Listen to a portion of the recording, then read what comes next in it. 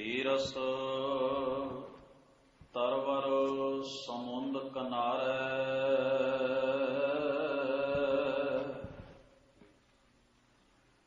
ਅੰਮ੍ਰਿਤ ਮੂੜ ਸਿਖਰ ਲਿਵ ਤਾਰੈ।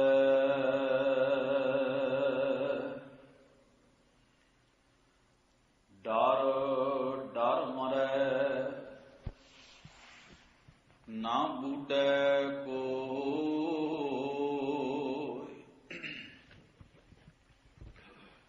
ਨਿਡਰ ਬੂਢ ਮਰੈ ਪਤ ਖੋਇ।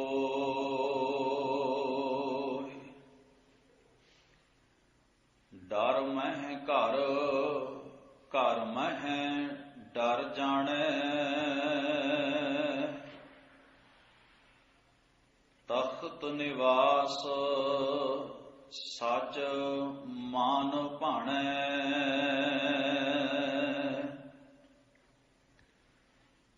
ਚੌਦਸ ਚੌਥੇ ਥਾਵੈ ਲਹਿ ਪਾਵੈ,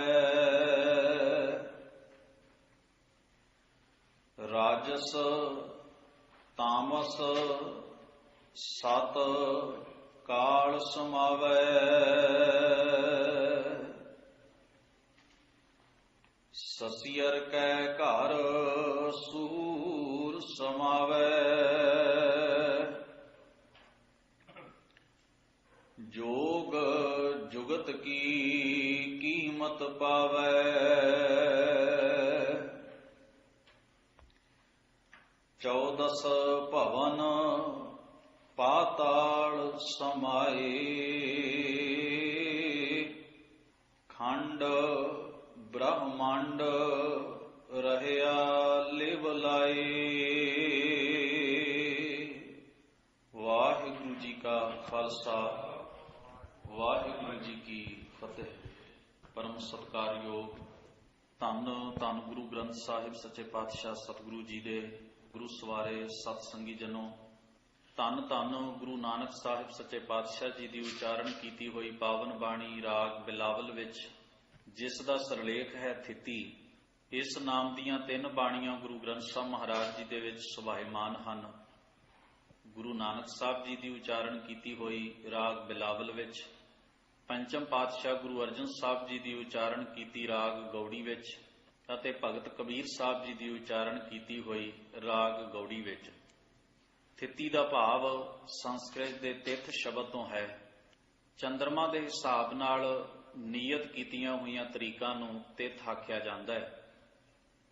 ਇਸ ਨੂੰ ਗੁਰੂ ਮਹਾਰਾਜ ਨੇ ਬਾਣੀ ਦੇ ਵਿੱਚ ਥਿਤੀ ਕਰਕੇ ਹੀ ਲਿਖਿਆ ਹੈ। ਥਿਤ ਇੱਕ ਵਚਨ ਹੈ ਤੇ ਥਿਤੀ ਬਹੁ ਵਚਨ ਸ਼ਬਦ ਹੈ। ਬਹੁਤੀਆਂ ਥਿਤਾਂ ਬਾਬਤ ਉਚਾਰਨ ਕੀਤਾ ਹੋਇਆ ਉਪਦੇਸ਼। ਗੁਰੂ ਮਹਾਰਾਜ ਸੱਚੇ ਪਾਤਸ਼ਾਹ ਜੀ ਨੇ ਜਿਵੇਂ 12 ਮਾਹ ਦੇ ਆਪਣੇ ਪਾਵਨ ਉਪਦੇਸ਼ ਰਾਹੀਂ ਸੂਰਜ ਦੇ ਹਿਸਾਬ ਦੇ ਨਾਲ ਜੋ ਨਿਯਤ ਕੀਤੀਆਂ ਹੋਈਆਂ ਤਰੀਕਾਂ ਹਨ, ਤੇ ਜਿੱਥੋਂ ਨਵੇਂ ਮਹੀਨੇ ਦਾ ਸੂਰਜੀ ਕੈਲੰਡਰ ਦੇ ਮੁਤਾਬਕ ਆਰੰਭ ਹੁੰਦਾ ਹੈ, ਜਿਸ ਨੂੰ ਸੰਸਕ੍ਰਿਤ ਵਿੱਚ ਸੰਕਰਾਂਤ, ਪ੍ਰਾਕਿਰਤ ਤੋਂ ਪੰਜਾਬੀ ਦੇ ਵਿੱਚ ਸਫ਼ਰ ਕਰਦਾ ਹੋਇਆ ਇਹ ਸ਼ਬਦ ਸਾਡੇ ਵਿੱਚ ਸੰਗਰਾਂਦ ਕਰਕੇ ਵਰਤਿਆ ਜਾਂਦਾ ਹੈ। ਇਹ ਉਹ ਦਿਨ ਹੁੰਦਾ ਹੈ ਜਦੋਂ ਸੂਰਜ ਆਪਣੀ ਇੱਕ ਰਾਸ, ਇੱਕ ਚੱਕਰ ਨੂੰ ਪੂਰਿਆਂ ਕਰਕੇ ਦੂਸਰੀ ਰਾਸ ਵਿੱਚ ਤਬਦੀਲ ਹੋ ਜਾਂਦਾ ਹੈ। ਜਿਸ ਦਿਨ ਤੋਂ ਮੌਸਮ ਵਿੱਚ ਫਰਕ ਪੈਣਾ ਆਰੰਭ ਹੋ ਜਾਂਦਾ ਹੈ, ਉਸ ਨੂੰ ਮਹੀਨੇ ਦਾ ਪਹਿਲਾ ਦਿਨ ਮੰਨਿਆ ਜਾਂਦਾ ਹੈ। ਉਸ ਤੋਂ ਫਿਰ ਗਿਣਤੀ ਆਰੰਭ ਹੁੰਦੀ ਹੈ ਮਹੀਨੇ ਦੀ। ਫਿਰ ਦੂਸਰੀ ਰਾਸ ਤੱਕ ਲਗਾਤਾਰ ਉਹ ਮਹੀਨਾ 30 ਜਾਂ 31 ਦਿਨ ਤੱਕ ਚੱਲਦਾ ਹੈ। ਤੋ ਜਿਵੇਂ ਸਤਿਗੁਰੂ ਜੀ ਨੇ 12 ਮਾਹ, ਜੋ ਕਿ 2 ਮਾਹ ਗੁਰੂ ਗ੍ਰੰਥ ਸਾਹਿਬ ਜੀ ਦੇ ਵਿੱਚ ਸੁਭਾਇਮਾਨ ਨੇ, ਗੁਰੂ ਨਾਨਕ ਮਹਾਰਾਜ ਜੀ ਦਾ ਰਾਗ ਤੁਖਾਰੀ ਵਿੱਚ, ਪੰਚਮ ਪਾਤਸ਼ਾਹ ਗੁਰੂ ਅਰਜਨ ਸਾਹਿਬ ਜੀ ਦਾ ਰਾਗ ਮਾਝ ਦੇ ਵਿੱਚ, ਇਸੇ ਢੰਗ ਦੇ ਨਾਲ ਹੀ ਸਤਿਗੁਰੂ ਮਹਾਰਾਜ ਦੀ ਪਾਵਨ ਬਾਣੀ ਦੇ ਵਿੱਚ 7 ਵਾਰ ਤੀਸਰੇ ਪਾਤਸ਼ਾਹ ਗੁਰੂ ਅਮਰਦਾਸ ਮਹਾਰਾਜ ਜੀ ਦਾ ਅਤੇ ਭਗਤ ਕਬੀਰ ਸਾਹਿਬ ਜੀ ਦਾ ਉਚਾਰਨ ਕੀਤਾ ਹੋਇਆ 7 ਵਾਰ ਕਬੀਰ ਜੀਓ ਕੇ ਰਾਗ ਗੌੜੀ ਦੀ ਭਗਤ ਬਾਣੀ ਵਿੱਚ।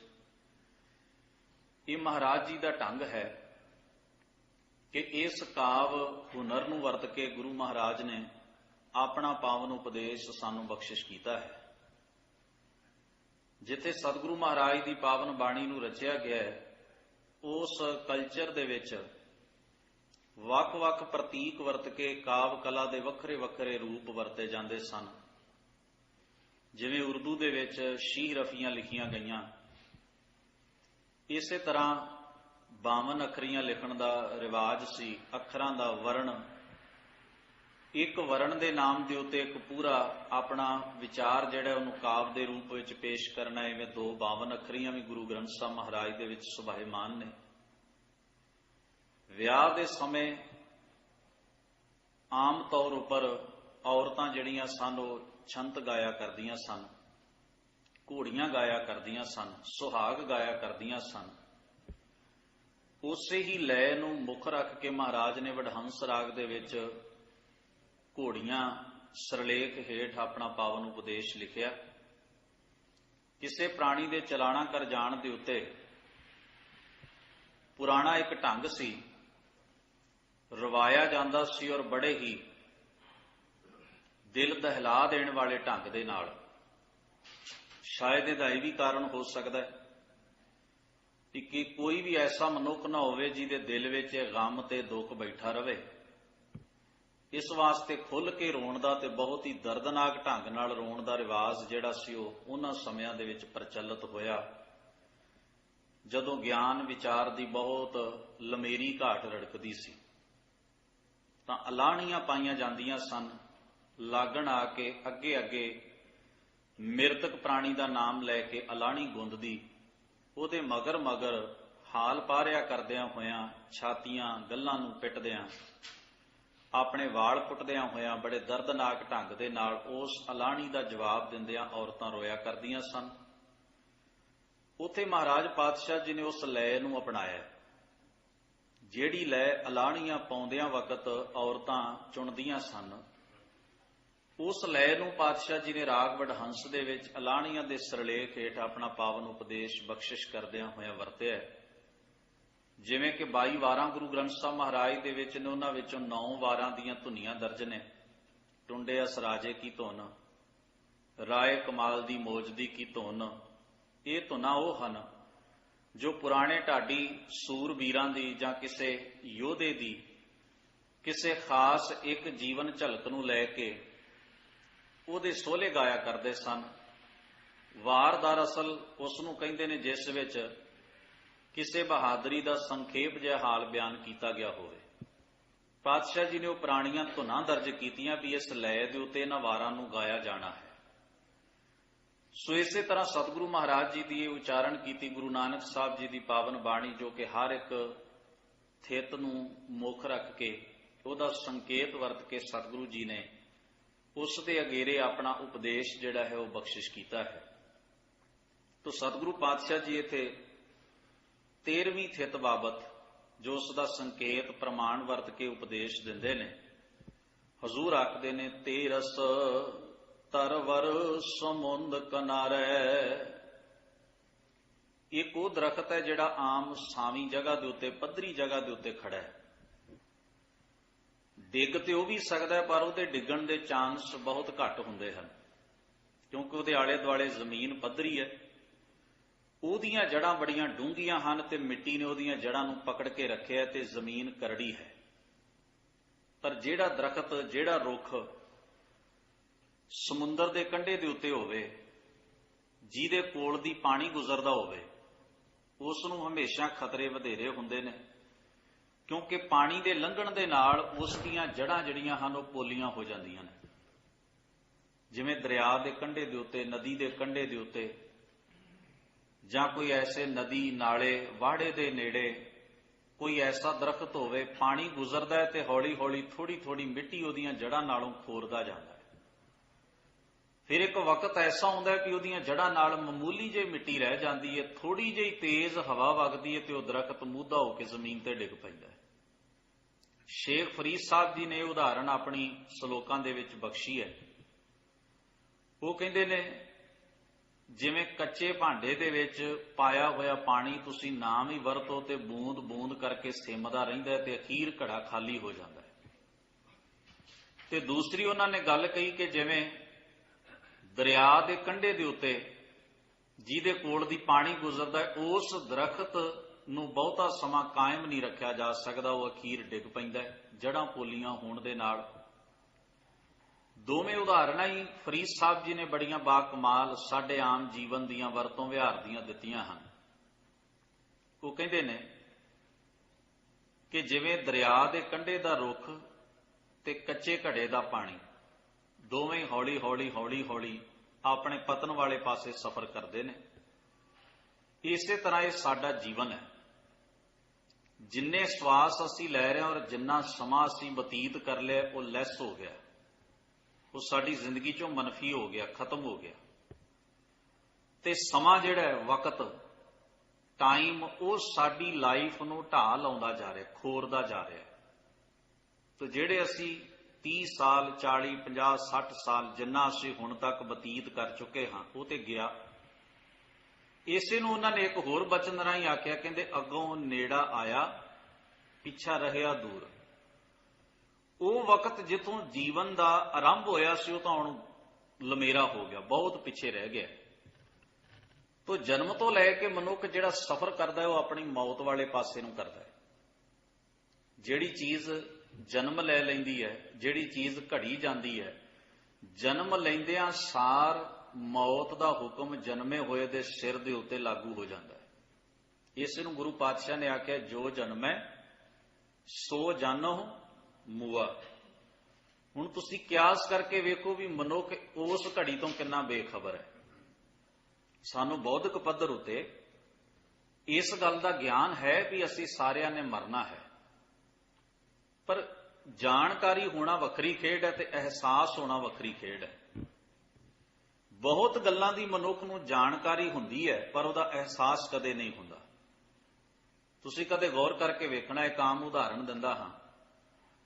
ਸਾਨੂੰ ਕਈ ਵਾਰ ਆਪਣੇ ਰਿਸ਼ਤਿਆਂ ਦੀ ਬਹੁਤ ਜਾਣਕਾਰੀ ਹੁੰਦੀ ਹੈ ਪਰ ਤੁਸੀਂ ਬਹੁਤਾ ਡੂੰਘਾ ਵਿਹਾਰ ਉੱਥੇ ਕਰਦੇ ਹੋ ਜਿੱਥੇ ਤੁਹਾਨੂੰ ਅਹਿਸਾਸ ਹੁੰਦਾ ਹੈ। ਅਹਿਸਾਸ ਬੜੀ ਵੱਡੀ ਚੀਜ਼ ਹੈ, ਤੁਹਾਨੂੰ ਹਰ ਵਕਤ ਮਹਿਸੂਸ ਕਰਾਉਂਦਾ ਹੈ, ਤੁਹਾਨੂੰ ਉਸ ਪਾਸੇ ਤੁਰਨ ਵਾਸਤੇ ਸਪਿਰਿਟ ਪੈਦਾ ਕਰਦਾ ਹੈ ਤੇ ਤੁਹਾਨੂੰ ਅੰਦਰੋਂ ਹੁੱਜਾਂ ਵੱਜਦੀਆਂ ਨੇ ਕਿ ਇਹ ਕੰਮ ਤੂੰ ਕਰਨਾ ਹੀ ਕਰਨਾ ਹੈ। ਕੋਈ ਵੀ ਜੀਵਨ ਦੀ ਜ਼ਿੰਮੇਵਾਰੀ ਐਸੀ ਨਹੀਂ ਜਿਹੜੀ ਅਹਿਸਾਸ ਤੋਂ ਬਿਨਾਂ ਪੂਰੀ ਕੀਤੀ ਜਾ ਸਕੇ। ਤੋ ਜਾਣਕਾਰੀ ਹੋਣਾ ਦੂਸਰਾ ਪੱਖ ਹੈ, ਇਹ ਬੌਧਿਕ ਪੱਧਰ ਦੀ ਗੱਲ ਹੈ, ਤੇ ਅਹਿਸਾਸ ਹੋਣਾ ਇਹ ਸਭ ਤੋਂ ਵੱਡੀ ਗੱਲ ਹੈ। ਅਸੀਂ ਜਿੰਨੇ ਵੀ ਆਪਣੇ ਜੀਵਨ ਦੇ ਅੰਦਰ ਨੇਕ ਕੰਮ ਕਰਦੇ ਹਾਂ ਨਾ, ਉਹ ਅਹਿਸਾਸ ਕਰਕੇ ਕਰਦੇ ਹਾਂ। ਜਾਣਕਾਰੀ ਤੇ ਬਹੁਤਿਆਂ ਨੂੰ ਹੈ ਕਿ ਸੱਚ ਬੋਲਣਾ ਚਾਹੀਦਾ ਹੈ, ਧਰਮ ਕਮਾਉਣਾ ਚਾਹੀਦਾ ਹੈ, ਭਲਾ ਕਰਨਾ ਚਾਹੀਦਾ ਹੈ। ਇਹ ਜਾਣਕਾਰੀ ਆਮ ਹੈ, ਇਹ ਚੋਰ ਨੂੰ ਵੀ ਹੈ, ਠੱਗ ਨੂੰ ਵੀ ਹੈ, ਬਦਕਾਰ ਨੂੰ ਵੀ ਹੈ, ਪਰ ਉਹ ਜਾਣਕਾਰੀ ਉਹਦੇ ਜੀਵਨ ਦੇ ਅੰਦਰ ਕੋਈ ਪਰਿਵਰਤਨ ਪੈਦਾ ਨਹੀਂ ਕਰ ਸਕਦੀ ਜਿੰਨਾ ਚਿਰ ਉਹਦੇ ਨਾਲ ਅਹਿਸਾਸ ਨਹੀਂ ਜੁੜਿਆ ਹੋਇਆ। ਹੁਣ ਗੌਰ ਕਰਕੇ ਵੇਖਣਾ, ਧਰਮ ਇਕੱਲਾ ਜਾਣਕਾਰੀ ਦਾ ਸੋਮਾ ਨਹੀਂ ਕਿ ਉਸਨੇ ਤੁਹਾਨੂੰ ਸੱਚ ਦੀ ਜਾਣਕਾਰੀ ਮੁਹੱਈਆ ਕਰਨੀ ਹੈ। ਧਰਮ ਤੁਹਾਡੇ ਅੰਦਰ ਅਹਿਸਾਸ ਪੈਦਾ ਕਰਦਾ ਹੈ ਤੇ ਇਹਦੀ ਪ੍ਰੈਕਟਿਸ ਕਰਵਾਉਂਦਾ ਹੈ। ਧਰਮ ਦੀ ਸਭ ਤੋਂ ਵੱਡੀ ਖੂਬੀ ਇਹ ਹੈ, ਅਸੀਂ ਅਕਸਰ ਇੱਕ ਗੱਲ ਦਾ ਜ਼ਿਕਰ ਕਰਦੇ ਹਾਂ ਕਿ ਜਿਹੜੀ ਜਾਣਕਾਰੀ ਸਾਨੂੰ ਧਰਮ ਸਥਾਨ ਤੇ ਦਿੱਤੀ ਜਾਂਦੀ ਹੈ, ਜੇ ਇਹ ਜਾਣਕਾਰੀ ਅਸੀਂ ਆਪਣੇ ਘਰ ਬਹਿ ਕੇ ਲੈ ਲਈਏ ਤੇ ਚੰਗਾ ਨਹੀਂ। ਹੋ ਸਕਦਾ ਹੈ ਘਰ ਵਿੱਚ ਸਾਨੂੰ ਵੱਧ ਪੜ੍ਹਾਇਆ ਜਾ ਸਕੇ ਵੀ ਧਰਮ ਗ੍ਰੰਥ ਵਿੱਚ ਕੀ ਲਿਖਿਆ। ਗੁਰੂ ਮਹਾਰਾਜ ਨੇ ਜਿਹੜਾ ਧਰਮਸ਼ਾਲ, ਜਿਸ ਨੂੰ ਅੱਜ ਆਪਾਂ ਗੁਰਦੁਆਰਾ ਕਹਿੰਦੇ, ਇਸ ਕਰਕੇ ਰਚਿਆ ਕਿ ਇਸ ਜਗ੍ਹਾ ਦੇ ਉੱਤੇ ਬੈਠ ਕੇ ਰਲ ਕੇ ਸਤ ਸੰਗਤ ਵਿੱਚ ਬਾਣੀ ਦਾ ਅਭਿਆਸ, ਸੇਵਾ, ਭਾਈਚਾਰਾ, ਭਰਾਤਰੀ ਭਾਵ, ਸਾਡੇ ਅੰਦਰ ਉਹ ਅਹਿਸਾਸ ਪ੍ਰਫੁੱਲਤ ਹੋਣ ਜਿਨ੍ਹਾਂ ਦੇ ਬੇਸ ਉਤੇ ਅਸੀਂ ਗੁਰਮਤਿ ਦੇ ਗਿਆਨ ਨੂੰ ਆਪਣੇ ਜੀਵਨ ਵਿੱਚ ਲਾਗੂ ਕਰਨਾ ਹੈ। ਜਿਵੇਂ ਕੋਈ ਬਿਨਾਂ ਕਿਸੇ ਜੜ ਤੋਂ ਕੋਈ ਦਰਖਤ ਨਹੀਂ ਨਾ ਕਾਇਮ ਹਰਿਆ ਭਰਿਆ ਰਹਿ ਸਕਦਾ, ਅਹਿਸਾਸ ਤੋਂ ਬਿਨਾਂ ਜਾਣਕਾਰੀ ਇੰਪਲੀਮੈਂਟ ਹੀ ਨਹੀਂ ਹੁੰਦੀ। ਧੰਨ ਗੁਰੂ ਗ੍ਰੰਥ ਸਾਹਿਬ ਮਹਾਰਾਜ ਸੱਚੇ ਪਾਤਸ਼ਾਹ ਜੀ ਦੀ ਜਿਤਨੀ ਵੀ ਵਿਚਾਰਧਾਰਾ ਹੈ, ਤੁਸੀਂ ਗੌਰ ਕਰਕੇ ਵੇਖਣਾ, ਇਸ ਵਿੱਚ ਜਿੱਥੇ ਸਤਿਗੁਰੂ ਜੀ ਨੇ ਸਾਨੂੰ ਪਰਖ ਕਰਨੀ ਸਿਖਾਈ ਹੈ, ਉੱਥੇ ਵਾਰ-ਵਾਰ ਸਾਡੇ ਅੰਦਰ ਅਹਿਸਾਸ, ਜਜ਼ਬਾ ਤੇ ਪ੍ਰੇਰਣਾ ਭਰਨ ਵਾਸਤੇ ਕਿੰਨੇ ਹੀ ਸ਼ਬਦ ਬਾਣੀ ਦੇ ਵਿੱਚ ਉਚਾਰਨ ਕੀਤੇ ਨੇ। ਜੇ ਮੈਂ ਸੰਖੇਪ ਮਾਤਰ ਇੱਕ ਗੱਲ ਕਵਾਂ ਤੇ ਖੰਡਨ ਤਾਂ ਕੇਵਲ 25% ਹੈ। ਜਿਹੜਾ ਖੰਡਨ ਹੈ ਨਾ ਕਿਸੇ ਚੀਜ਼ ਦਾ 25% ਹੈ। 75% ਗੁਰੂ ਗ੍ਰੰਥ ਸਾਹਿਬ ਮਹਾਰਾਜ ਦੀ ਬਾਣੀ 'ਚ ਸਾਡੇ ਅੰਦਰ ਦੇ ਜਜ਼ਬੇ ਉਭਾਰਨ ਵਾਸਤੇ, ਸਾਨੂੰ ਅੰਦਰੋਂ ਜਗਾਉਣ ਵਾਸਤੇ ਬਾਣੀ ਪ੍ਰੇਰਨਾ ਦਰ ਪ੍ਰੇਰਨਾ ਹੀ ਕਰ ਰਹੀ ਹੈ। ਤੋ ਧੰਨ ਗੁਰੂ ਨਾਨਕ ਪਾਤਸ਼ਾਹ ਮਹਾਰਾਜ ਨੇ ਜਿੱਥੇ ਬਾਣੀ ਦਾ ਉਪਦੇਸ਼ ਸਾਨੂੰ ਬਖਸ਼ਿਸ਼ ਕੀਤਾ, ਉਥੇ ਨਾਲ ਨਾਲ ਉਸ ਉਪਦੇਸ਼ ਨੂੰ ਅਸੀਂ ਆਪਣੇ ਜੀਵਨ ਵਿੱਚ ਕਿਸ ਢੰਗ ਦੇ ਨਾਲ ਚਲਾਉਣਾ ਹੈ ਤੇ ਉਸ ਮੁਤਾਬਕ ਜੀਵਨ ਘੜਨਾ ਹੈ, ਉਹਦੇ ਵਾਸਤੇ ਜਿਹੜੀ ਆਤਮਿਕ ਜਾਗਰਤੀ ਹੈ, ਅੰਦਰੋਂ ਸੁਚੇਤ ਹੋਣਾ, ਸੈਲਫ ਅਵੇਅਰਨੈਸ, ਉਹ ਪੈਦਾ ਕਰਨ ਵਾਸਤੇ ਵੀ ਗੁਰੂ ਮਹਾਰਾਜ ਨੇ ਸਾਨੂੰ ਕੁਝ ਸੰਸਥਾਵਾਂ ਦਿੱਤੀਆਂ। ਸਤ ਸੰਗਤ ਦੀ, ਧਰਮਸ਼ਾਲ ਦੀ, ਲੰਗਰ ਦੀ, ਸੇਵਾ ਦੀ। ਇਹ ਉਹ ਚੀਜ਼ਾਂ ਨੂੰ ਇੰਪਲੀਮੈਂਟ ਕਰਨ ਵਾਸਤੇ ਹੈ। ਹੁਣ ਤੁਸੀਂ ਗੌਰ ਕਰਨਾ ਵੀ ਜਿਹੜਾ ਧਰਮ ਕੇਵਲ ਰਸਮ ਉੱਤੇ ਟਿਕਿਆ ਉਹ ਵੀ ਉੱਥੋਂ ਤੱਕ ਨਹੀਂ ਪਹੁੰਚ ਸਕਦਾ। ਜਿਹੜੀ ਥਿਊਰੀ ਕੇਵਲ ਬੌਧਿਕ ਪੱਧਰ ਉੱਤੇ ਟਿਕੀ ਉਹ ਵੀ ਵਿਗਾੜ ਤੋਂ ਸਿਵਾਏ ਅਖੀਰ ਵਿੱਚ ਰਿਜ਼ਲਟ ਕੁਝ ਨਹੀਂ ਕੱਢਦੀ। ਤੇ ਜਿਹੜੀ ਥਿਊਰੀ ਮਹਿਜ਼ ਕੇਵਲ ਅੰਧ ਵਿਸ਼ਵਾਸ ਉੱਤੇ ਟਿਕੀ ਹੈ, ਜਿਹਦਾ ਬੌਧਿਕ ਪੱਧਰ ਦਾ ਬੇਸ ਨਹੀਂ, ਜਿਹਦੇ ਅੰਦਰ ਅਹਿਸਾਸ ਕੋਈ ਨਹੀਂ ਵੀ ਮੈਂ ਕਿਉਂ ਕਰ ਰਿਹਾ ਇਹ ਸਾਰਾ ਕੁਝ, ਉਹ ਵੀ ਉੱਥੋਂ ਤੱਕ ਨਹੀਂ ਪਹੁੰਚਦਾ। ਇਸ ਕਰਕੇ ਇੱਕ ਚੀਜ਼ ਮੈਂ ਮਹਿਸੂਸ ਕਰਦਾ ਵੀ ਜਿਹੜਾ ਬੌਧਿਕ ਪੱਧਰ ਉੱਤੇ ਥੋੜਾ ਜਿਹਾ ਜਾਗਰਤ ਹੈ, ਉਹ ਕਰਮਕਾਂਡੀ ਨੂੰ ਤਕੜੀਆਂ ਝਿੜਕਾਂ ਦਿੰਦਾ ਹੈ ਤੇ ਕਰਮਕਾਂਡੀ ਬੌਧਿਕ ਪੱਧਰ ਵਾਲੇ ਨੂੰ ਚੁੰਚ ਗਿਆਨੀ ਕਹਿ ਕੇ ਭੰਡਦਾ ਹੈ ਤੇ ਅੰਧ ਵਿਸ਼ਵਾਸੀ ਆਪਣੀ ਲਗਨ ਦੇ ਵਿੱਚ ਕੰਮ ਕਰੀ ਜਾਂਦਾ ਹੈ। ਕਿਤੇ ਨਾ ਕਿਤੇ ਉਹ ਘਾਟ ਸਭਨਾਂ ਦੇ ਵਿੱਚ ਬਰਾਬਰ ਰੜਕ ਰਹੀ ਹੈ। ਕਰਮਕਾਂਡੀ ਵਿੱਚ ਥੋੜੀ ਜ਼ਿਆਦਾ ਹੋ ਸਕਦੀ ਹੈ ਤੇ ਬੌਧਿਕ ਪੱਧਰ ਤੱਕ ਟਿਕੇ ਹੋਏ ਬੰਦੇ ਨੂੰ, ਜਿਹਦੇ ਅੰਦਰ ਦੇ ਅਹਿਸਾਸ ਹੀ ਨਹੀਂ, ਜਜ਼ਬੇ ਤੇ ਭਾਵਨਾਵਾਂ ਹੀ ਜਾਗਰਤ ਨਹੀਂ, ਉਹ ਕੇਵਲ ਆਪਣੀ ਜਾਣਕਾਰੀ ਨਾਲ ਦੂਸਰੇ ਨੂੰ ਨੀਵਾਂ ਵਿਖਾਉਣ ਤੱਕ ਹੀ ਸੀਮਤ ਹੈ, ਉਹ ਵੀ ਕਿਤੇ ਨਾ ਕਿਤੇ ਥੋੜਾ ਕਰਮਕਾਂਡੀ ਤੋਂ 4 ਕਦਮ ਅੱਗੇ ਤੇ ਜ਼ਰੂਰ ਹੁੰਦਾ ਹੈ, ਪਰ ਮੰਜ਼ਲ ਤੋਂ ਉਹ ਵੀ ਉਰੇ ਹੀ ਹੁੰਦਾ ਹੈ। ਬਸ ਇੰਨਾ ਕੁ ਫਰਕ ਹੈ ਸਾਰੀਆਂ ਗੱਲਾਂ ਦੇ ਵਿੱਚ। ਤੋ ਸਤਿਗੁਰੂ ਗੁਰੂ ਗ੍ਰੰਥ ਸਾਹਿਬ ਮਹਾਰਾਜ ਜੀ ਦੀ ਮੁਬਾਰਕ ਬਾਣੀ ਨੇ ਸਾਡੇ ਅੰਦਰ ਉਹ ਸੁੱਧ ਪੈਦਾ ਕੀਤੀ ਹੈ, ਜਿਹੜੀ ਸਾਡੀ ਬੁੱਧ ਨੂੰ ਚੰਗੇ ਢੰਗ ਦੇ ਨਾਲ ਘੜੇ ਤੇ ਸਾਡੀ ਉਸ ਜਾਣਕਾਰੀ ਨੂੰ ਸਾਡੇ ਜੀਵਨ ਵਿੱਚ ਵਰਤੋਂ ਵਿਹਾਰ ਵਿੱਚ ਲਿਆਏ। ਜਿਵੇਂ ਮੈਂ ਇੱਕ ਉਦਾਹਰਣ ਦੇਣਾ ਵੀ ਬੀਜ ਅਸੀਂ ਜੇਬ ਵਿੱਚ ਪਾ ਲਈਏ ਨਾ ਤੇ ਫਲ ਨਹੀਂ ਦੇ ਸਕਦਾ। ਤੁਸੀਂ ਉਹਨੂੰ ਕਿਸੇ ਡੱਬੇ ਵਿੱਚ ਪਾ ਕੇ ਰੱਖ ਦਿਓ, ਫਲ ਨਹੀਂ ਦੇਵੇਗਾ। ਉਸ ਬੀਜ ਨੇ ਫਲ ਕਦੋਂ ਦੇਣਾ ਹੈ? ਜਦੋਂ ਉਹਨੂੰ ਤੁਸੀਂ ਮਿੱਟੀ ਵਿੱਚ, ਜ਼ਮੀਨ ਵਿੱਚ ਸੁੱਟ ਦਿਓ। ਉਹਦਾ ਜ਼ਮੀਨ ਨਾਲ ਰਿਲੇਸ਼ਨ ਬਣੇ ਤੋਂ ਬਿਨਾ ਉਹਦਾ ਅੰਕੁਰ ਨਹੀਂ ਫੁੱਟਣਾ, ਉਹਨੇ ਵੱਡੇ ਨਹੀਂ ਹੋਣਾ, ਉਹਨੂੰ ਫੁੱਲ ਪੱਤੇ ਨਹੀਂ ਲੱਗਣੇ ਤੇ ਉਹਨੂੰ ਫਲ ਨਹੀਂ ਪੈਣਾ। ਬੀਜ ਕਿੰਨਾ ਵੀ ਵਧੀਆ ਹੋਵੇ, ਤੁਸੀਂ ਜੇਬ 'ਚ ਰੱਖ ਕੇ ਉਹਦਾ ਫਲ ਨਹੀਂ ਲੈ ਸਕਦੇ। ਉਹਦਾ ਸੰਬੰਧ ਜ਼ਮੀਨ ਨਾਲ ਬਣਾਉਣਾ ਪਏਗਾ। ਗਿਆਨ ਕਿੱਡਾ ਵੀ ਪ੍ਰਭਾਵਸ਼ਾਲੀ ਹੋਵੇ, ਜਿੰਨਾ ਚਿਰ ਬਾਣੀ ਨੇ ਬਾਰ-ਬਾਰ ਹਿਰਦੇ ਦੀ ਗੱਲ ਪਤਾ ਕਿਉਂ ਕੀਤੀ? ਹਿਰਦੇ ਦੀ ਗੱਲ ਵੀ ਜਿਸ ਵੇਲੇ ਸਾਡਾ ਬੌਧਿਕ ਪੱਧਰ ਤੇ ਸਾਡੇ ਅੰਦਰ ਦੇ ਜਜ਼ਬੇ ਰਲ ਜਾਂਦੇ ਹਨ, ਉਦੋਂ ਅਸਲ ਧਰਮ ਪ੍ਰਫੁੱਲਤ ਹੁੰਦਾ ਹੈ। ਹਿਰਦੇ ਦਾ ਮਤਲਬ ਇਹ ਹੈ। ਨਹੀਂ ਤੇ ਗੁਰੂ ਸਾਹਿਬ ਇਹ ਵੀ ਕਹਿ ਸਕਦੇ ਸਨ, ਆਪਣੀ ਅਕਲ ਵਿੱਚ ਵਸਾ। ਅਕਲ ਸ਼ਬਦ ਬਹੁਤ ਘੱਟ ਵਰਤਿਆ ਮਹਾਰਾਜ ਨੇ ਬਾਣੀ ਵਿੱਚ, ਹਿਰਦਾ ਬਹੁਤ ਵਰਤਿਆ। ਹਿਰਦੇ ਦਾ ਭਾਵ ਹੈ ਜਦੋਂ ਤੁਹਾਡੇ ਅੰਦਰ ਦੇ ਜਜ਼ਬਾਤ, ਅਹਿਸਾਸ, ਭਾਵਨਾਵਾਂ ਤੇ ਤੁਹਾਡੀ ਜਾਣਕਾਰੀ ਆਪਸ ਵਿੱਚ ਇੱਕ ਸੁਰ ਹੋ ਜਾਂਦੇ ਨੇ। ਧਰਮ ਪ੍ਰਫੁੱਲਤ ਹੀ ਉਦੋਂ ਹੁੰਦਾ ਹੈ। ਨਹੀਂ ਤੇ ਬ੍ਰਹਮਦਾਸ ਨਾਲੋਂ ਵੱਡਾ ਧਰਮੀ ਕੋਈ ਨਹੀਂ ਸੀ ਹੋ ਸਕਦਾ, ਜਿਸ ਨੇ ਗੁਰੂ ਨਾਨਕ ਪਾਤਸ਼ਾਹ ਮਹਾਰਾਜ ਨੂੰ ਵੀ ਵਿਚਾਰ ਤੇ ਵਿਵਾਦ ਕਰਨ ਵਾਸਤੇ ਸੱਦਾ ਦੇ ਲਿਆ ਸੀ। ਤੇ ਕੋਈ ਨਿੱਕੀ ਗੱਲ ਨਹੀਂ। ਜਦੋਂ ਮੈਨੂੰ ਇਸ ਗੱਲ ਦਾ ਅਹਿਸਾਸ ਹੋਵੇ ਵੀ ਮੇਰੇ ਕੁਝ ਪੱਲੇ ਹੈ, ਕਿਸੇ ਮਹਾਨ ਪੁਰਖ ਨਾਲ ਡਿਬੇਟ ਕਰਨ ਵਾਸਤੇ ਮੈਂ ਤਾਂ ਹੀ ਰਾਜੀ ਹੋਵਾਂਗਾ, ਤੇ ਉਹ ਵੀ ਆਪਣੇ ਵੱਲੋਂ ਪਹਿਲ ਕਰਨੀ ਬੜੀ ਵੱਡੀ ਗੱਲ ਹੁੰਦੀ ਹੈ, ਨਿੱਕੀ ਗੱਲ ਨਹੀਂ। ਪਰ ਗੁਰੂ ਨਾਨਕ ਮਹਾਰਾਜ ਨੇ ਉਸ ਦੇ ਸਾਰੇ ਹੀ ਬੌਧਿਕ ਪੱਧਰ ਨੂੰ ਇਹ ਲਲਕਾਰ ਪਾਈ ਸੀ ਆਪਣੀ ਮੁਬਾਰਕ ਬਾਣੀ ਦੇ ਵਿੱਚ, ਨਾਨਕ ਲੇਖੈ ਇੱਕ ਗੱਲ, ਹੋਰ ਹਉਮੈ ਝਖਣਾ ਝਾਕ। ਸਤਿਗੁਰਾਂ ਨੇ ਆਖਿਆ ਤੂੰ ਸਿਮਰਤੀਆਂ, ਸ਼ਾਸਤਰ, ਧਰਮ ਗ੍ਰੰਥਾਂ ਦਾ ਅਧਿਐਨ ਕੀਤਾ ਹੈ, ਪਰ ਇੱਕ ਗੱਲ ਦੱਸ, ਲੇਖੇ ਵਿੱਚ ਇੱਕੋ ਹੀ ਚੀਜ਼ ਹੈ ਵੀ ਤੂੰ ਕਮਾਇਆ ਕੀ ਹੈ, ਤੂੰ ਜੀਵਿਆ ਕੀ ਹੈ, ਪ੍ਰੈਕਟਿਸ ਕਿਹਦੀ ਕੀਤੀ ਹੈ। ਜਿਹੜੀ ਚੀਜ਼ ਦਾ ਤੇਰਾ ਆਪਣਾ ਅਭਿਆਸ ਹੀ ਨਹੀਂ ਤੇ ਜਿਹੜੀ ਚੀਜ਼ ਨੂੰ ਤੂੰ ਜੀ ਕੇ ਨਹੀਂ ਵੇਖਿਆ, ਉਹ ਤਾਂ ਬਾਕੀ ਸਾਰਾ ਜਿੰਨਾ ਪਸਾਰਾ ਉਹ ਤਾਂ ਹਉਮੈ ਦਾ ਵੀ ਮੈਂ ਵਧੇਰੇ ਜਾਣਦਾ ਹਾਂ, ਮੈਨੂੰ ਬਹੁਤ ਪਤਾ ਹੈ। ਤੋ ਸਤਿਗੁਰੂ ਗੁਰੂ ਗ੍ਰੰਥ ਸਾਹਿਬ ਮਹਾਰਾਜ ਪਾਤਸ਼ਾਹ ਜੀ ਬਾਣੀ ਦੇ ਵਿੱਚ ਜਦੋਂ ਸਾਨੂੰ ਉਹਨਾਂ ਪਲਾਂ ਦੀ ਗੱਲ ਬਾਰ-ਬਾਰ ਬਾਣੀ ਵਿੱਚ ਸਮਝਾਉਂਦੇ ਨੇ ਵੀ 100 ਦਿਨ ਨੇੜਾ ਆਇਓਏ, ਤਾਂ ਉੱਥੇ ਇਹ ਜਾਣਕਾਰੀ ਤਾਂ ਹੁਣ ਸਾਰਿਆਂ ਨੂੰ ਹੀ ਹੈ ਵੀ ਉਹ ਦਿਨ ਆਉਣਾ ਹੈ। ਇਹ ਕਿਹੜੀ ਕੋਈ ਏਡੀ ਵੱਡੀ ਗੱਲ ਹੈ ਵੀ ਜਿਹੜੀ ਸਾਨੂੰ ਪਤਾ ਨਹੀਂ। ਤੋ ਸਤਿਗੁਰੂ ਪਾਤਸ਼ਾਹ ਉੱਥੇ ਸਾਨੂੰ ਅਹਿਸਾਸ ਦੇ ਪੱਧਰ ਉੱਤੇ ਗੱਲ ਕਹਿ ਰਹੇ ਨੇ, ਜਾਣਕਾਰੀ ਦੇ ਪੱਧਰ ਉੱਤੇ ਨਹੀਂ। ਇਹ ਤੇ ਜਾਣਕਾਰੀ ਸਾਨੂੰ ਆਲਰੇਡੀ ਹੈ ਸੰਸਾਰ ਦੀ, ਵੀ ਲੋਕ ਮਰ ਰਹੇ ਨੇ ਤੇ ਅਸੀਂ ਵੀ ਮਰਾਂਗੇ। ਇਹ ਕਿੱਡੀ ਕੁ ਵੱਡੀ ਗੱਲ ਹੈ। ਸਾਡੀਆਂ ਅੱਖਾਂ ਸਾਹਮਣੇ ਇੰਨਾ ਕੁਝ ਟੁੱਟ ਰਿਹਾ ਹੈ, ਇੰਨਾ ਕੁਝ ਜਾ ਰਿਹਾ ਹੈ, ਇੰਨਾ ਕੁਝ ਖਤਮ ਹੋ ਰਿਹਾ ਹੈ ਕਿ ਸਾਨੂੰ ਇਹ ਨਹੀਂ ਪਤਾ ਵੀ ਅਸੀਂ ਵੀ ਖਤਮ ਹੋਵਾਂਗੇ। ਜਾਣਕਾਰੀ ਹੈ ਸਾਨੂੰ ਇਸ ਗੱਲ ਦੀ ਵੀ ਸਾਡੀ ਵਾਰੀ ਵੀ ਇੱਕ ਦਿਨ ਆਏਗੀ, ਪਰ ਅਹਿਸਾਸ ਨਹੀਂ ਹੈ। ਇਸ ਕਰਕੇ ਪਤਾ ਹੁੰਦਿਆਂ ਵੀ ਉਸ ਪਲ ਨੂੰ ਮਹਿਸੂਸ ਕਰ ਸਕਣਾ ਸਾਡੇ ਲਈ ਬੜਾ ਔਖਾ ਹੈ। ਤੇ ਗੁਰੂ ਪਾਤਸ਼ਾਹ ਜਦੋਂ ਕੋਈ ਗੱਲ ਕਹਿੰਦੇ ਨੇ, ਉਹ ਅਹਿਸਾਸ ਦੇ ਪੱਧਰ ਉਤੋਂ ਜਾ ਕੇ ਉਹ ਜਾਣਕਾਰੀ ਦਾ ਆਪਣਾ ਗਿਆਨ ਤੀਰ ਸਾਡੇ ਵੱਲ ਸੇਧਦੇ ਨੇ। ਉੱਥੇ ਜਾ ਕੇ ਗੁਰੂ ਮਹਾਰਾਜ ਬਾਣੀ ਦੇ ਵਿੱਚ ਆਖਦੇ ਨੇ, ਦਿਨ ਦਿਨ ਅਵਧ ਘਟਤ ਹੈ, ਵੀ ਤੇਰਾ ਇੱਕ ਇੱਕ ਦਿਨ ਜ਼ਿੰਦਗੀ ਦਾ ਤੇਰੀ ਔਧ ਨੂੰ, ਔਧ ਦਾ ਮਤਲਬ ਹੁੰਦਾ ਹੈ ਉਮਰ ਨੂੰ, ਘਟਾਉਂਦਾ ਤੁਰਿਆ ਜਾ ਰਿਹਾ। ਸਤਿਗੁਰੂ ਗੁਰੂ ਨਾਨਕ ਮਹਾਰਾਜ ਕਹਿੰਦੇ, ਤੀਰਸ ਤਰਵਰ ਸਮੁੰਦ ਕਿਨਾਰੇ, ਪਾਣੀ ਦੇ ਵਹਿਣ ਦੇ ਕੰਢੇ ਦੇ ਉੱਤੇ ਜਿਵੇਂ ਤਰਵਰ ਦਰਖਤ ਹੈ, ਇਸੇ ਤਰ੍ਹਾਂ ਤੇਰਾ ਜੀਵਨ ਹੈ। ਪਰ ਨਾਲ ਅੱਗੇ ਕਹਿੰਦੇ ਹਨ, ਅੰਮ੍ਰਿਤ ਮੂਲ ਸਿਖਰ ਲਿਵ ਤਾਰੈ। ਪਾਤਸ਼ਾਹ ਕਹਿੰਦੇ ਜਿਵੇਂ ਹੁਣ ਅਗਲੀ ਦੂਸਰੀ ਉਦਾਹਰਣ ਮਹਾਰਾਜ ਨੇ ਵਰਤ ਲਈ। ਕਹਿੰਦੇ ਜਿਵੇਂ ਦਰਖਤ ਜਿਹੜਾ ਹੈ ਉਹਨੂੰ ਪਾਣੀ ਸਿੰਜਦਾ ਹੋਵੇ ਤੇ ਜੜ ਉਹਦੀ ਡੂੰਗੀ ਹੋਵੇ, ਉਨਾ ਹੀ ਉਹ ਉੱਚਾ ਹੁੰਦਾ, ਉਨਾ ਹੀ ਉਹ ਵੱਧਦਾ ਹੈ।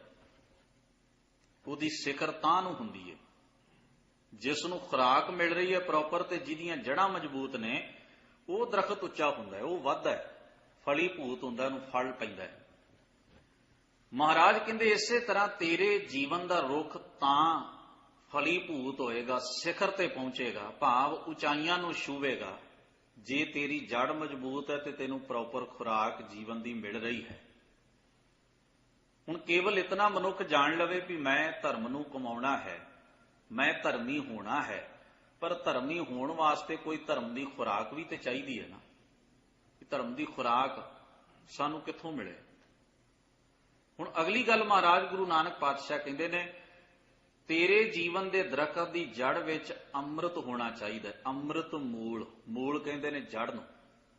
ਤੇਰੀ ਜੜ ਵਿੱਚ ਜਿੰਨਾ ਚਿਰ ਅੰਮ੍ਰਿਤ ਨਹੀਂ ਸਿੰਜਿਆ ਜਾਂਦਾ, ਜਦੋਂ ਤੇਰੀ ਜੜ ਵਿੱਚ ਅੰਮ੍ਰਿਤ ਸਿੰਜਿਆ ਗਿਆ, ਭਾਵ ਰੱਬੀ ਗੁਣਾ ਦਾ ਅੰਮ੍ਰਿਤ ਤੇਰੀ ਜੜ ਵਿੱਚ ਗੁਰੂ ਮਾਤਾ ਰਾਹੀਂ ਪੈ ਗਿਆ, ਸਿਖਰ ਲਿਵ ਤਾਰੈ।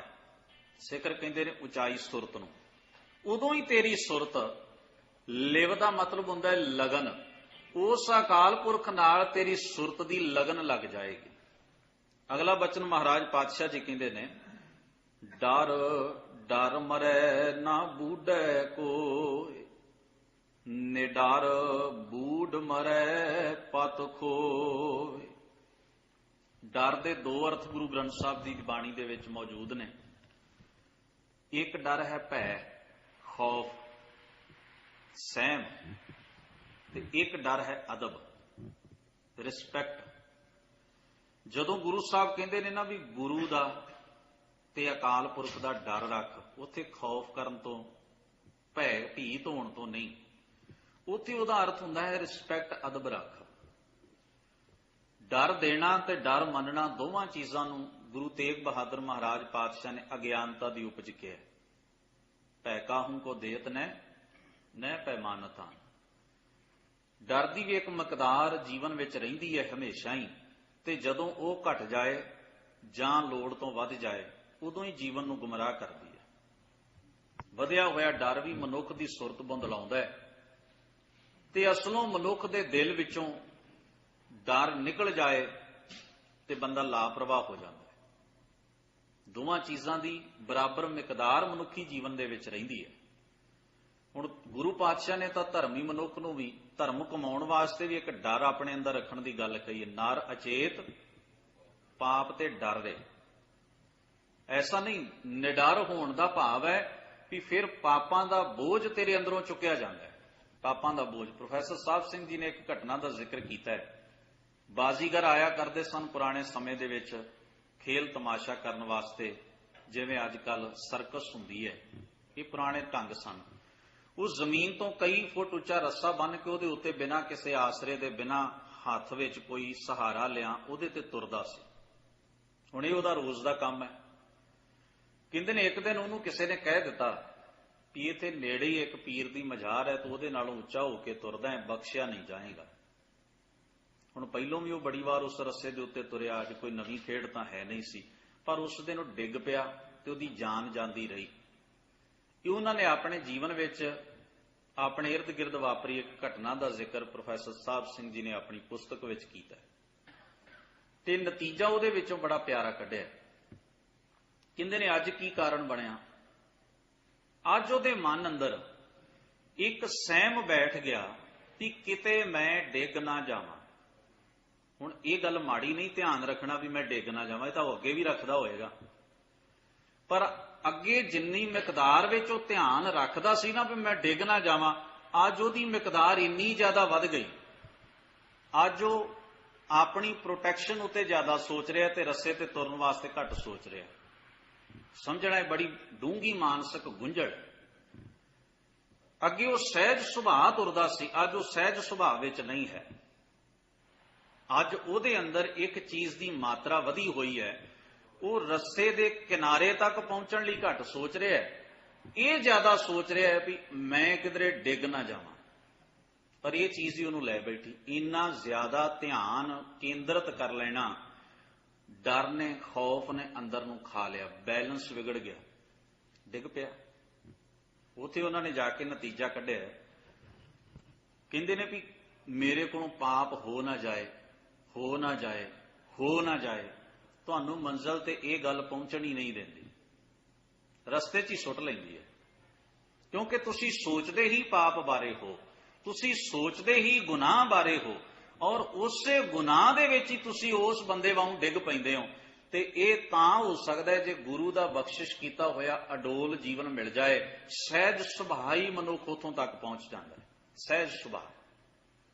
ਤੋ ਸਤਿਗੁਰੂ ਪਾਤਸ਼ਾਹ ਜੀ ਬਾਣੀ ਦੇ ਵਿੱਚ ਆਖਦੇ ਨੇ, ਜਿਨ੍ਹਾਂ ਦੇ ਅੰਦਰ ਭੈ ਹੈ, ਡਰ ਹੈ, ਸਹਿਮ ਹੈ, ਉਹ ਡਰ ਵਿੱਚ ਹੀ ਉਹਨਾਂ ਦਾ ਆਤਮਾ ਮੁਬਤਲਾ ਗ੍ਰਸਤ ਰਹਿੰਦਾ ਹੈ। ਤੇ ਅੱਗੇ ਕਹਿੰਦੇ ਨੇ ਨਾ ਬੂਢੇ ਕੋਏ, ਔਰ ਅੱਗੇ ਜਾ ਕੇ ਆਖਿਆ ਨਿਡਰ ਬੂਢ ਮਰੈ ਪਤ ਖੋਏ। ਪਰ ਜਿਨ੍ਹਾਂ ਦੇ ਅੰਦਰ ਅਦਬ ਨਹੀਂ ਉਸ ਅਕਾਲ ਪੁਰਖ ਦਾ, ਰਿਸਪੈਕਟ ਨਹੀਂ ਉਹਨਾਂ ਦੇ ਅੰਦਰ ਦੀ, ਪਾਤਸ਼ਾਹ ਕਹਿੰਦੇ ਨੇ ਉਹ ਡੁੱਬ ਜਾਂਦੇ ਹਨ। ਪਤ ਖੋਇਓ, ਆਪਣੀ ਆਤਮਕ ਇੱਜ਼ਤ ਪਤ ਗਵਾ ਬੈਠਦੇ ਨੇ। ਡਰ ਮਹਿ ਘਰ, ਘਰ ਮਹਿ ਡਰ ਜਾਣੈ, ਤਖਤ ਨਿਵਾਸ ਸੱਚ ਮਨ ਭਾਣੈ। ਪਾਤਸ਼ਾਹ ਕਹਿੰਦੇ ਡਰ ਮਹਿ ਘਰ, ਘਰ ਦਾ ਮਤਲਬ ਹੈ ਹਿਰਦਾ। ਰੱਬੀ ਅਦਬ ਵਿੱਚ ਹਿਰਦਾ ਸਦਾ ਜੁੜਿਆ ਰਹੇ ਤੇ ਰੱਬੀ ਅਦਬ ਮਨ ਵਿੱਚ ਵਸ ਜਾਏ। ਹੋ ਸਕਦਾ ਮੈਂ ਗੁਰੂ ਗ੍ਰੰਥ ਸਾਹਿਬ ਮਹਾਰਾਜ ਦੇ ਕੋਲ ਰਹਿਣ ਵਾਲਾ ਬੰਦਾ ਪਾਤਸ਼ਾਹ ਜੀ ਦਾ ਬੜੇ ਤਰੀਕੇ ਨਾਲ ਉਹਨਾਂ ਦਾ ਸੁਖ ਆਸਨ ਕਰਾਂ, ਪ੍ਰਕਾਸ਼ ਕਰਾਂ, ਬੜੀ ਸਫਾਈ ਰੱਖਾਂ, ਪਰ ਮਨ ਵਿੱਚ ਰਿਸਪੈਕਟ ਨਾ ਰੱਖਾਂ। ਗੌਰ ਕਰਨਾ, ਸਾਧਨਾ ਦੇ ਨਾਲ ਤੁਸੀਂ ਕੇਵਲ ਸੇਵਾ ਸੰਭਾਲ ਕਰ ਸਕਦੇ ਹੋ, ਰਿਸਪੈਕਟ ਨਹੀਂ। ਰਿਸਪੈਕਟ ਤੁਹਾਡੇ ਅੰਦਰ ਪੈਦਾ ਹੋਣੀ ਹੈ, ਸਤਿਕਾਰ ਜਿਹਨੂੰ ਤੁਸੀਂ ਕਹਿੰਦੇ ਹੋ। ਕੀ ਕਿਹਾ ਜਾਏ, ਮੈਂ ਇੱਕ ਉਦਾਹਰਣ ਦਿੰਨਾ। ਜਿਹੜੇ ਪੁਰਾਣੇ ਸਮਿਆਂ ਦੇ ਵਿੱਚ ਖੱਦਰ ਦੇ ਰੇਜੇ ਹੁੰਦੇ ਸਨ, ਬਜ਼ੁਰਗ ਜਾਣਦੇ ਨੇ, ਉਦੋਂ ਖੱਦਰ ਹੀ ਲੋਕ ਪਹਿਨਦੇ ਸਨ, ਤੇ ਖੱਦਰ ਦੇ ਰੇਜਿਆਂ ਦੇ ਵਿੱਚ ਹੀ ਗੁਰੂ ਗ੍ਰੰਥ ਸਾਹਿਬ ਮਹਾਰਾਜ ਪਾਤਸ਼ਾਹ ਜੀ ਸੰਭਾਲੇ ਜਾਂਦੇ ਸਨ, ਤੇ ਕੱਚੇ ਘਰ ਹੁੰਦੇ ਸਨ, ਕੱਖਾਂ ਦੀਆਂ ਕੁੱਲੀਆਂ ਸਨ। ਹੁਣ ਉਸ ਸਮੇਂ ਨੂੰ ਤੋਲੋ ਅੱਜ ਦੇ ਸਮੇਂ ਨਾਲ। ਜੇ ਸਾਧਨਾ ਨਾਲ ਹੀ ਰਿਸਪੈਕਟ ਹੁੰਦੀ, ਫਿਰ ਉਹਨਾਂ ਕੋਲ ਤਾਂ ਸਾਧਨ ਹੈ ਹੀ ਨਹੀਂ ਸਨ। ਕੀ ਆਖੋਗੇ ਇਸ ਬਾਰੇ? ਇਸ ਬਾਰੇ ਸਾਡਾ ਕੀ ਕਹਿਣਾ ਹੈ? ਕਿ ਜਿਹਦੇ ਘਰ ਦੇ ਵਿੱਚ ਘਿਓ ਵੀ ਨਹੀਂ, ਉਹਨੇ ਕੌੜੇ ਤੇਲ ਦਾ ਦੀਵਾ ਜਗਾ ਕੇ ਵੀ ਸਤਿਗੁਰੂ ਦੀ ਆਮਦ ਉੱਤੇ ਖੁਸ਼ੀ ਪ੍ਰਗਟ ਕੀਤੀ। ਰੇਜਿਆਂ ਦੇ ਵਿੱਚ ਮਹਾਰਾਜ ਦਾ ਸਰੂਪ ਜਿਹੜਾ ਸੀ ਉਹ ਕੱਜ ਕੇ ਰੱਖਿਆ, ਕੱਖਾਂ ਦੀ ਕੁੱਲੀ ਦੇ ਵਿੱਚ, ਕੱਚੇ ਘਰਾਂ ਦੇ ਵਿੱਚ ਜਿੱਥੋਂ ਮਿੱਟੀ ਕਿਰਿਆ ਕਰਦੀ ਸੀ। ਜਿਸ ਵੇਲੇ ਸਾਡੇ ਬਜ਼ੁਰਗ ਜੰਗਲਾਂ ਵਿੱਚ ਗਏ ਤੇ ਗੁਰੂ ਗ੍ਰੰਥ ਸਾਹਿਬ ਮਹਾਰਾਜ ਦੇ ਸਰੂਪ ਉਹਨਾਂ ਰੇਜਿਆਂ 'ਚ, ਰੁਮਾਲਿਆਂ 'ਚ ਬੰਨ੍ਹ ਕੇ, ਇਹ ਇਤਿਹਾਸ ਦਾ ਪੱਖ ਹਰ ਸਿੱਖ ਨੂੰ ਪੜ੍ਹਨਾ ਚਾਹੀਦਾ ਹੈ। ਗੁਰੂ ਗ੍ਰੰਥ ਸਾਹਿਬ ਮਹਾਰਾਜ ਦੇ ਸਰੂਪ ਉਹਨਾਂ ਘੋੜਿਆਂ ਦੀਆਂ ਕਾਠੀਆਂ ਤੇ ਰੱਖ ਕੇ ਵੀ ਬਹੁਤ ਕੂਹਾਂ ਦੇ ਸਫ਼ਰ ਤੈਅ ਕੀਤੇ, ਤੇ ਜੰਗਲਾਂ ਦੇ ਵਿੱਚ ਪਾਤਸ਼ਾਹ ਦੇ ਸਰੂਪ ਉਹਨਾਂ ਨੇ ਰੱਖੇ। ਹੁਣ ਤੁਸੀਂ ਤੋਲ ਕੇ ਵੇਖੋ, ਉੱਥੇ ਸਾਧਨ ਤੁਹਾਡੇ ਵਰਗੇ ਨਹੀਂ, ਪਰ ਸਿਦਕ ਸਾਡੇ ਤੋਂ ਕਿਤੇ ਬਿਹਤਰ ਹੈ। ਜਿਹੜਾ ਸਿਦਕ ਹੈ ਨਾ ਸਿੱਖੀ ਦੇ ਪ੍ਰਤੀ, ਗੁਰੂ ਗ੍ਰੰਥ ਸਾਹਿਬ ਤੇ ਸ਼ਬਦ ਗੁਰੂ ਦੇ ਪ੍ਰਤੀ, ਉਹ ਵੇਖੋ ਤੁਸੀਂ। ਗੁਰੂ ਗ੍ਰੰਥ ਸਾਹਿਬ ਮਹਾਰਾਜ ਦੀ ਮੁਬਾਰਕ ਬਾਣੀ ਦਾ ਇੱਕ ਇੱਕ ਖਿਆਲ ਉਹਨਾਂ ਦੇ ਜੀਵਨ ਕਰਮ ਰਾਹੀਂ ਕਿਵੇਂ ਉੱਭਰ ਕੇ ਬਾਹਰ ਨੂੰ ਆਉਂਦਾ ਹੈ। ਹੁਣ ਇੱਥੇ ਵੇਖੋ ਸਾਧਨਾ ਦੀ ਤੋਟ ਨਹੀਂ। ਕਿਸੇ ਵੀ ਗੁਰਦੁਆਰੇ ਤੇ ਕਿਸੇ ਵੀ ਸਿੱਖ ਦੇ ਵਿੱਚ 99% ਹੱਦ ਤੱਕ ਸਾਧਨਾ ਦੀ ਕੋਈ ਕਮੀ ਨਹੀਂ, ਜਿੱਥੇ ਉਹ ਮਹਾਰਾਜ ਦੇ ਸਤਿਕਾਰ ਵਿੱਚ ਕੋਈ ਕਮੀ ਰਹਿਣ ਦੇਵੇ। ਪਰ ਤੁਸੀਂ ਸਿਦਕ ਦੇ, ਆਪਣੇ ਸਿਦਕ ਦੇ ਪੈਮਾਨੇ ਉਹਨਾਂ ਨਾਲ ਤੋਲ ਕੇ ਵੇਖੋ, 0%। ਨਾ ਸਾਡਾ ਲੋਭ ਛੁੱਟਿਆ, ਨਾ ਪਕੜ ਛੁੱਟੀ ਹੈ। ਬਹੁਤੀ ਵਾਰ ਅਸੀਂ ਧਰਮ ਨੂੰ ਕੇਵਲ ਆਪਣੀ ਨਿੱਜੀ ਲਾਲਸਾ ਖਾਤਰ ਸਿੱਖੀ ਨੂੰ ਵਰਤਦੇ ਹਾਂ। ਇਹ ਚੀਜ਼ ਉਹਨਾਂ ਦੇ ਜੀਵਨ ਵਿੱਚ ਨਹੀਂ ਸੀ। ਇੱਕ ਬਚਨ ਲਿਖਿਆ ਹੈ ਪ੍ਰਾਚੀਨ ਪੰਥ ਪ੍ਰਕਾਸ਼ ਵਿੱਚ, ਧਨ ਭੂਮ ਕੇ ਭੂਖੇ ਨਹਿ ਸਿੰਘ, ਚਰਚਾ ਪੰਥ ਚਲਾਣ ਚਾਹੀ। ਬੜੀ ਵੱਡੀ ਗੱਲ ਸੀ ਇਹ। ਢਿੱਡੋਂ ਭੁੱਖਿਆਂ ਤੇ ਤਨ ਤੋਂ ਨੰਗਿਆਂ ਬੇਘਰੇ ਲੋਕਾਂ ਵਾਸਤੇ। ਉਹਨਾਂ ਨੂੰ ਕਿਸੇ ਨੇ ਪੁੱਛਿਆ ਕਾਹਦੇ ਲਈ? ਕਹਿੰਦੇ ਨੇ ਨਾ ਧਨ ਚਾਹੀਦਾ, ਨਾ ਭੂਮੀ ਚਾਹੀਦੀ ਹੈ। ਕੀ ਚਾਹੀਦਾ ਫਿਰ ਤੁਹਾਨੂੰ? ਲੋਕ ਲੜਦੇ ਤੇ ਜੀਵਨ ਦੀਆਂ ਸਹੂਲਤਾਂ ਵਾਸਤੇ ਹੀ ਨੇ। ਕਹਿੰਦੇ ਬਸ ਪੰਥ ਜਿਉਂਦਾ ਰਹਿਣਾ ਚਾਹੀਦਾ ਹੈ। ਕਮਾਲ ਹੈ, ਪੰਥ ਨੂੰ ਜਿਉਂਦੇ ਰੱਖਣ ਦੀ ਜੁਗਤ ਵੇਖੋ। ਭੁੱਖਾ ਬੰਦਾ ਰੋਟੀ ਨਹੀਂ ਮੰਗ ਰਿਹਾ, ਤਨ ਤੋਂ ਨੰਗਾ ਕੱਪੜੇ ਦੀ ਮੰਗ ਨਹੀਂ ਕਰ ਰਿਹਾ, ਕਹਿੰਦਾ ਪੰਥ ਰਹਿਣਾ ਚਾਹੀਦਾ। ਪੰਥ ਅੱਜ ਅਸੀਂ ਕਹਿੰਦੇ ਆ ਸਾਰਿਆਂ ਨੂੰ ਲੁੱਟ ਲਵੋ, ਪੰਥ ਤਾਂ ਜਿਉਂਦਾ ਰਹਿ ਸਕਦਾ ਹੈ। ਸਬਰ ਨਾ ਰਵੇ ਜ਼ਿੰਦਗੀ ਦੇ ਵਿੱਚ, ਸਭ ਕੁਝ ਹੋਵੇ, ਪੰਥ ਤਾਂ ਜਿਉਂਦਾ ਰਹਿ ਸਕਦਾ। ਪੰਥ ਨੂੰ ਆਕਸੀਜਨ ਹੀ ਉਸ ਤਿਆਗ ਨੇ ਦਿੱਤੀ ਹੈ, ਸਾਧਨਾ ਨੇ ਨਹੀਂ ਦਿੱਤੀ, ਸਪਿਰਟ ਨੇ ਦਿੱਤੀ। ਬੜੇ ਵੱਡੇ ਪੱਖ ਹਨ ਜੋ ਸਾਡਾ ਇਤਿਹਾਸ ਸਾਨੂੰ ਦੱਸ ਰਿਹਾ ਹੈ। ਇਤਿਹਾਸ ਦੇ ਉੱਤੇ ਜਿੰਨਾ ਚਿਰ ਤੁਸੀਂ ਸੁਰਤ ਨਹੀਂ ਟਿਕਾਓਗੇ, ਤੁਸੀਂ ਉਹਦਾ ਸੁਨੇਹਾ ਨਹੀਂ ਪੜ੍ਹ ਸਕੋਗੇ। ਭਾਵੇਂ 15 PhDਆਂ ਕਰਨ ਵਾਲਾ ਵੀ ਤੁਹਾਡੇ ਇਤਿਹਾਸ ਨੂੰ ਲਿਖ ਦੇਵੇ, ਤੁਸੀਂ ਉਹ ਚੋਂ ਕੱਖ ਨਹੀਂ ਕੱਢ ਸਕਦੇ। ਇਤਿਹਾਸ ਹਮੇਸ਼ਾ ਤੁਹਾਡੇ ਬਜ਼ੁਰਗਾਂ ਦੀ ਖੂਨ ਤੇ ਪਸੀਨੇ ਦੀ ਦਾਸਤਾਨ ਹੁੰਦਾ ਹੈ, ਕਹਾਣੀ ਹੁੰਦਾ ਹੈ। ਤੁਹਾਨੂੰ ਉਹਨਾਂ ਦੇ ਡੁੱਲੇ ਹੋਏ ਤੁਪਕੇ ਮਹਿਸੂਸ ਕਰਨੇ ਪੈਣਗੇ, ਉਹਨਾਂ ਦੇ ਪਸੀਨੇ ਦੀ ਗੰਧ ਤੇ ਉਹਨਾਂ ਦੇ ਖੂਨ ਦਾ ਰੰਗ। ਦੋਵੇਂ ਚੀਜ਼ਾਂ ਜਿੰਨਾ ਚਿਰ ਪ੍ਰਭਾਵਿਤ ਨਹੀਂ ਕਰਦੀਆਂ, ਇਤਿਹਾਸ ਸਾਡੀ ਸੁਰਤ ਨੂੰ ਟੋਂਬੀ ਨਹੀਂ ਸਕਦਾ। ਤੋਂ ਪਾਤਸ਼ਾਹ ਨੇ ਆਪਣੀ ਮੁਬਾਰਕ ਬਾਣੀ ਦੇ ਵਿੱਚ ਬਚਨ ਕਿਹਾ, ਹਜ਼ੂਰ ਆਖਦੇ ਨੇ, ਤਖਤ ਨਿਵਾਸ ਸੱਚ ਮਨ ਭਾਣੈ। ਉਹਨਾਂ ਦਾ ਹਿਰਦੇ ਦੇ ਤਖਤ ਉੱਤੇ ਨਿਵਾਸ ਹੋ ਜਾਂਦਾ ਹੈ ਤੇ ਉਹ ਸੱਚਾ ਪ੍ਰਭੂ ਉਹਨਾਂ ਦੇ ਮਨ ਨੂੰ ਭਾ ਜਾਂਦਾ ਹੈ, ਮਨ ਵਿੱਚ ਵਸ ਜਾਂਦਾ ਹੈ। ਸਤਿਗੁਰੂ ਅੱਗੇ ਆਖਦੇ ਹਨ, 14 ਚੌਥੇ ਥਾਵੇਂ ਲਹਿ ਪਾਵੈ। ਮਾਇਆ ਦੇ 3 ਪੜਾਅ ਮੰਨੇ ਨੇ ਮਹਾਰਾਜ ਨੇ ਬਾਣੀ ਵਿੱਚ, ਰਜੋ ਗੁਣ, ਤਮੋ ਗੁਣ ਤੇ ਸਤੋ ਗੁਣ। ਤਿੰਨਾਂ ਤੋਂ ਉੱਪਰ ਉੱਠਣਾ ਚੌਥਾ ਪਦ, ਸਹਿਜ ਤੁਰੀ ਅਵਸਥਾ, ਜਿਸ ਨੂੰ ਸਹਿਜ ਅਵਸਥਾ ਤੇ ਆਤਮ ਪਦ ਆਖਿਆ ਬਾਣੀ ਨੇ। ਜਿੱਥੇ ਜਾ ਕੇ ਸੁਰਤ ਕਰਕੇ ਜੀਵ ਅਕਾਲ ਪੁਰਖ ਵਿੱਚ ਅਭੇਦ ਹੁੰਦਾ। ਗੁਰਮਤਿ ਦੇ ਫਲਸਫੇ ਦੇ ਅੰਦਰ ਉਹ ਚੌਥਾ ਪਦ ਹੀ ਹੈ ਜਿਹੜਾ ਸ਼੍ਰੋਮਣੀ ਹੈ। ਪਾਤਸ਼ਾਹ ਕਹਿੰਦੇ ਨੇ ਤਿੰਨਾਂ ਨੂੰ ਤੈਅ ਕਰਕੇ ਜਿਹੜਾ ਚੌਥੀ ਜਗ੍ਹਾ ਦੇ ਉੱਤੇ ਜਾ ਕੇ ਲਹਿ ਪਾਵੇ, ਲੋੜਦਾ ਹੈ ਤੇ ਪਾ ਲੈਂਦਾ ਹੈ ਉਸ ਕਰਤੇ ਪੁਰਖ ਨੂੰ, ਅਕਾਲ ਪੁਰਖ ਨੂੰ। ਮਹਾਰਾਜ ਕਹਿੰਦੇ ਨੇ, ਰਾਜਸ ਤਾਮਸ ਸਤ ਕਾਲ ਸਮਾਵੈ। ਰਜੋ ਗੁਣ, ਤਮੋ ਗੁਣ ਤੇ ਸਤੋ ਗੁਣ ਉਹਦੇ ਅੰਦਰ ਜਜ਼ਬ ਹੋ ਕੇ ਖਤਮ ਹੋ ਜਾਂਦੇ ਹਨ। ਤੋ ਪਾਤਸ਼ਾਹ ਕਹਿੰਦੇ ਨੇ, ਸਸੀ ਅਰ ਕੈ ਘਰ ਸੂਰ ਸਮਾਵੈ, ਜੋਗ ਜੁਗਤ ਕੀ ਕੀਮਤ ਪਾਵੈ। ਸਸੀਅਰ ਕਹਿੰਦੇ ਨੇ ਚੰਦਰਮਾ ਨੂੰ ਤੇ ਸੂਰ ਕਹਿੰਦੇ ਨੇ ਸੂਰਜ ਨੂੰ। ਸਸੀਅਰ ਕੈ ਘਰ ਭਾਵ ਉਹਦੇ ਅੰਦਰ ਆਤਮ ਗਿਆਨ ਦਾ।